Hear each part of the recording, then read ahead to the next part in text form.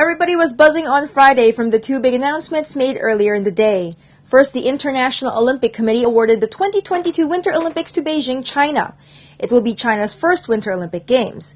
Both China and Kazakhstan are developing nations that made it to Friday's vote after 4 contenders from developed nations pulled out of the race. Economic hard times saw developing nations step up during the Olympic vote in Kuala Lumpur. Kazakhstan made its second bid for the Winter Olympics. Meanwhile, China was bidding to become the first city to host both a Summer and a Winter Olympics. By hosting the Winter Games, China is also bringing winter sports and snow to more than 300 million people in northern China. Beijing. The city has goals to make the Olympics experience the best it can be. First, Beijing issued a 5-year plan to clean up its environment. It vows to clean its air by cutting PM 2.5 density by 20% by 2017. It also promised an investment of $130 billion in the environmental field. China's State Council also approved the establishment of a renewable energy demonstration zone in Zhangjiakou City. Zhangjiakou is co-hosting the Winter Olympics with Beijing. The city plans to build a low-carbon Olympic area in the demonstration zone.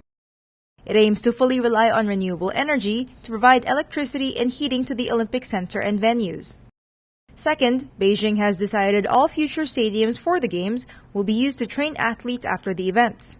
The Olympic villages will also be converted to hotels or apartments. Our second story might help unravel the mysteries of disappearing flight MH370. After the wing part arrives at Toulouse, investigators will study the barnacles attached to it. It might help trace the location where MH370 disappeared 16 months ago. The flight disappearance with 239 people on board already counts as one of the most mysterious mishaps in aviation history. The French Indian Ocean island where the debris washed ashore is 5,600 kilometers away from where the flight went off radar in March last year. It's also 4,200 kilometers further west of the multinational search area.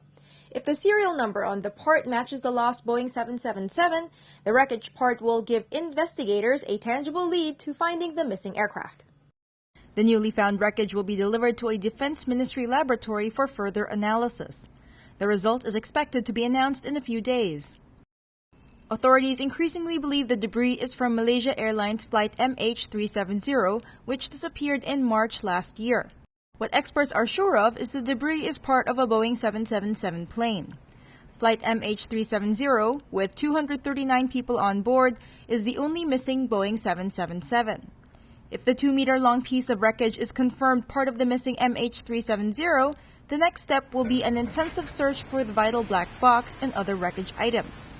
The good news is that the finding of the debris may help search teams narrow their search to a comparatively smaller area.